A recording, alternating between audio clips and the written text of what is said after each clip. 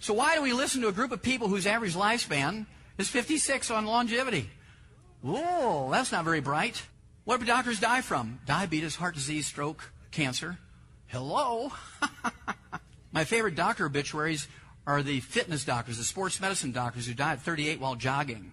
I love the ones who are cardiologists. They teach cardiology at Harvard Medical School and died at 48 of a heart attack. Why do we listen to those people? Oh, they're doctors. Well, there's general contractors who have licenses from the state to build buildings and bridges and roads. Yet people still go to Home Depot and paint their own house and retile their own house and fix a loose board on a porch. It's time, folks. People still go to doctors because they don't know that there's options available. Who's going to tell them there's options? We are! Hooah! Okay. I love this. U.S. News and World Report, January, February 2005, a little over a year ago. This isn't me, guys. This is the U.S. News and World Report. Who needs doctors? Your future physician might not be an MD, and you may be better off. Hooah! Cover article, U.S. News and World Report last week, and I apologize for not having the slide. How many of you saw the Time magazine for last week? The cover has a picture of a medical doctor in his white coat with a little doctor pin on and stethoscope, laying in a hospital bed with scalpels and tweezers and tongs and all kinds of things coming at him, and he's in terror. The one thing that doctors are afraid of, going to the doctor, going to the hospital. They're terrified because they know the statistics. Last November, we had some great meetings up in Toronto, and I always love to read their papers because when you get off the airplane, I always get their newspapers. The first thing, they're always talking about the medical system. The doctor, as you know him, to mark its 35th anniversary, the U.S. magazine entitled Foreign Policy, it's kind of one of these political foreign policy magazines, comes out monthly, been around for a long time, asked a group of think tank people at universities to study and identify which ideas, values, and institutions will disappear in the next 35 years. Guess which is number one? Guess which one's going to disappear for sure in 35 years? Medical doctors. Now, there's always going to be heart transplant surgeons. There's always going to be orthopedic surgeons. But it's the primary care physician, the family doctor is gone within 35 years. Who's going to take their place?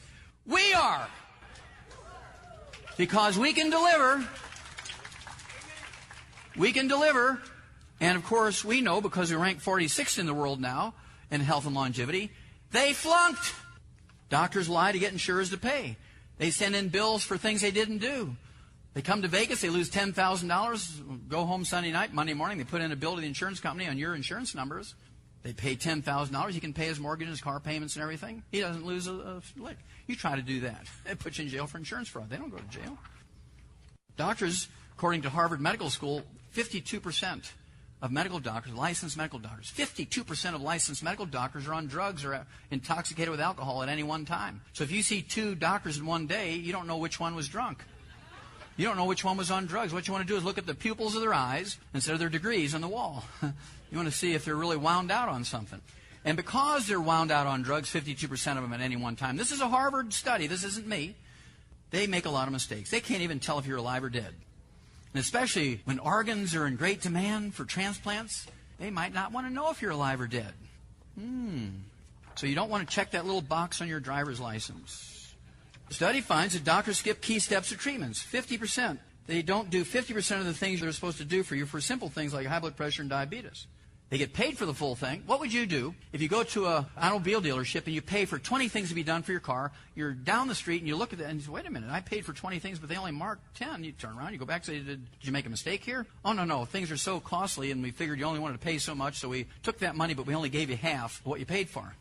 You'd be kicking the counter. You want to see the manager. You want your money back. You're going to call the state attorney general. I'm coming back with my lawyer. But let a doctor do that to you. Well, he's a doctor. According to Harvard Medical School, not me, November 1996, examining the casualty count. If you look up the word casualties in the Webster's Dictionary, it says military killed and injured in battles. Why would they use a term like that for hospital deaths? The annual toll of medical harm in U.S. hospitals, 1 year, 1.3 million physical injury and 180,000 killed.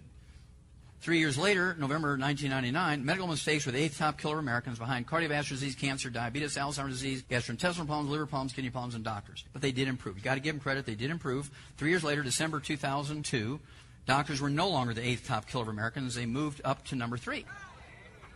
Because they went from 180,000 killed each year in hospitals to 250,000 killed. This is a study by Johns Hopkins School of Public Health and Hygiene, which is a department of the medical school.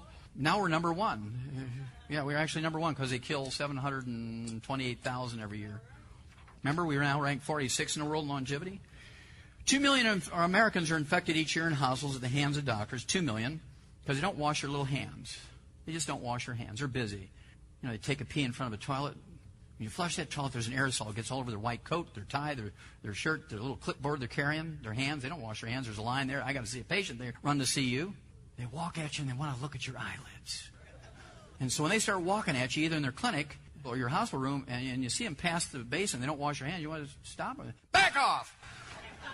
Don't even come near me. How many people did you kill last month, you know? Hold their feet to the fire. And despite heroic round-the-clock nursing care and intravenous antibiotics, 100,000 of these people die. Each year in America, 2.2 million untoward or bad drug reactions, which means about 40 life-threatening drug errors each day in hospitals, in every hospital. 2.2 million, and despite heroic care, 140,000 to 200,000 die. Now, I don't know how quick you are with numbers, but I'll give you the tally. That turns out to be 5.8 million casualties inflicted on the American public each year in the doctor's workplace, the hospital.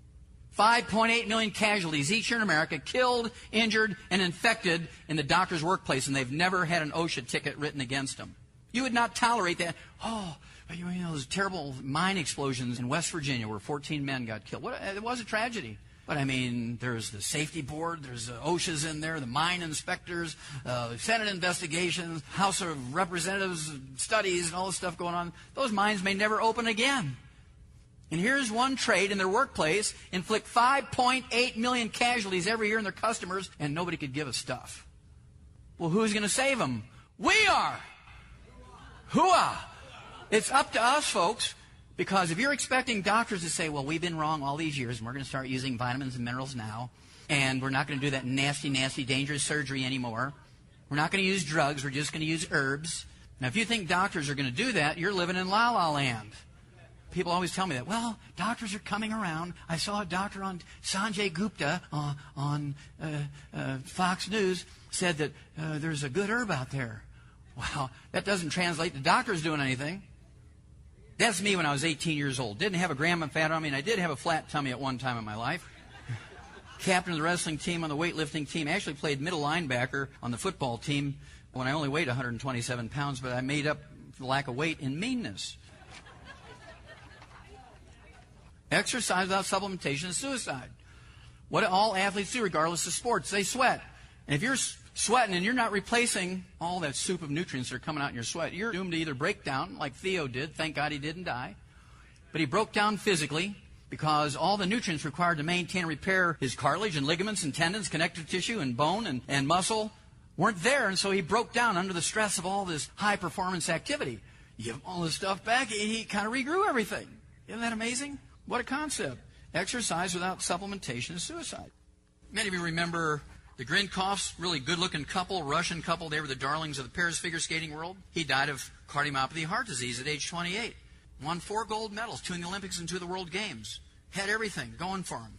Money, fame, bam, 28 dies. Cardiomyopathy heart attack. What's that caused by? A deficiency of selenium. Very good. Walter Payton died of liver disease, waiting for a liver transplant. Mr. Clean never drank, never did drugs, was a gentleman, but he sweat, and he just drank water, or the dark side, Gatorade. I love this crowd. And it's really, these are tragic stories. This gal here, Rolanda Pierce, 19 years old, great basketball player for Florida State University, 19 years old, a freshman, 6'5", had all the moves, good-looking, very bright young woman. She was expected to be kind of the Michael Jordan of the WNBA. She was going to be the female version of Michael Jordan when she graduated college and got into the Women's National Basketball Association. She died of a ruptured aneurysm at 19 years of age. What did she die from? A copper deficiency. Exactly. All the money and all the future and all the potential she had went away because she was living on Coca-Cola and French fries and no supplementation, because the sports medical doctor at that university told her you can get everything you need by eating your basic 4 food groups. French fries, Coca-Cola, fried chicken. Reggie Lewis had it all, captain of the Boston Celtics. Had his first cardiomyopathy heart attack, 28 years old, collapsed. They gathered together 12 of the best cardiologists in the world. They called them the Dream Team of Cardiology, paid them $1 million each to refer all their patients out to other doctors so they could devote full time to Reggie. They wanted him back on the floor. He was a powerhouse. He was a leader. He made things happen. And he was kind of like the Theo Ratliff of those days. And what a great kid he was. clean as you could be. A great example for everybody.